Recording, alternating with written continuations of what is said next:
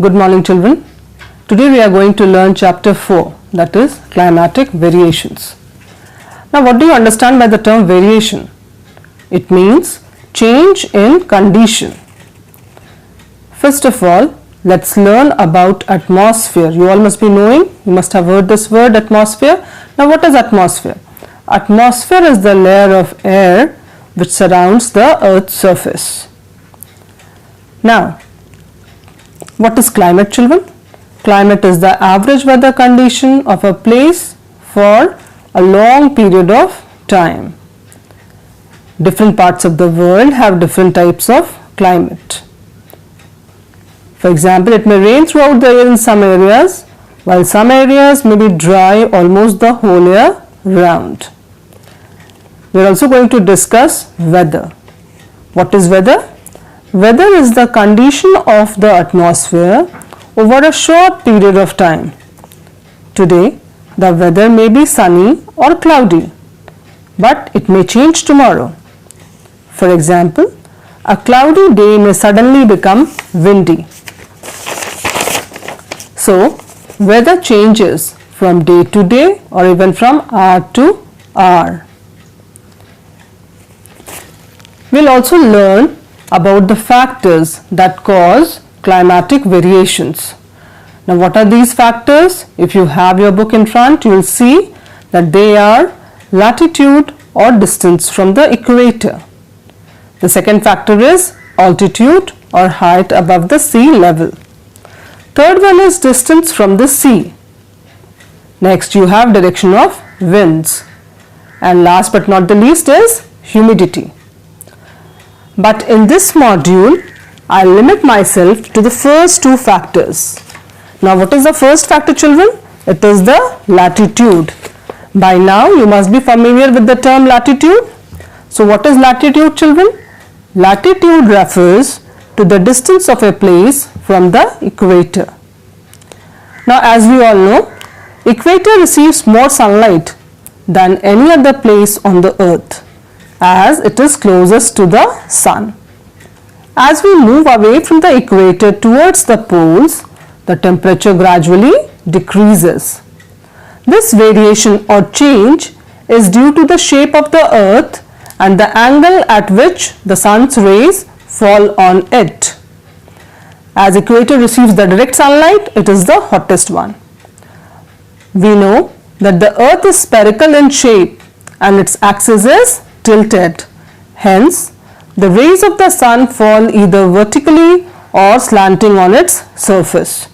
The vertical rays pass through a less volume of atmosphere and hardly lose heat. Heat here is the sun's heat. That is why the regions near the equator which receive direct sun rays are very hot. On the other hand, the slanting rays pass through a large volume of atmosphere and lose heat in the air.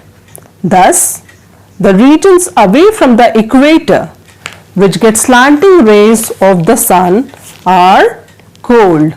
So, in this way, the latitude affects the climate of a place. But it's very important for you to know that the earth is divided into three zones. That is the torrid zone, temperate zone and the frigid zone. In your book, on page number 27, you have a diagram, children, which you have to draw in your copies as well, which shows you the climatic zones. Now, torrid zone is the region on both sides of the equator between the Tropic of Cancer and the Tropic of Capricorn. As this region lies close to the equator, it receives direct rays of the sun and hence remains hot throughout the year. Next is the temperate zone. It is the region between the Tropic of Cancer and the Arctic Circle in the northern hemisphere and the region between the Tropic of Capricorn and the Antarctic Circle in the southern hemisphere. This zone has a moderate type of climate, neither too hot nor too cold. Next is the frigid zone. It is the region between the Arctic Circle and the North Pole in the northern hemisphere and the region between the Antarctic Circle and the South Pole in the southern hemisphere. This zone is very cold as it receives very little heat from the sun, and that too is spread across a large area.